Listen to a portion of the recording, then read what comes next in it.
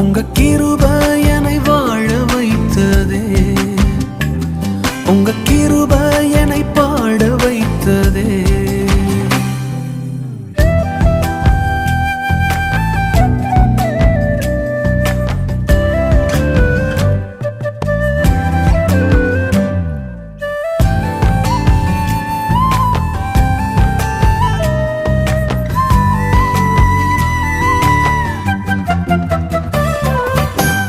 பயனற்ற நிலத்தை போல மறக்கப்பட்டவனா, அறுவடை காணாமல் தனிந்து போனவனா.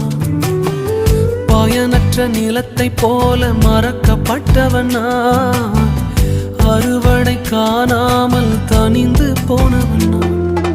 தரிசான எண்ணில் தரிசனத்தை வைத்து அறுவடையை துவக்கி வைத்தவர்.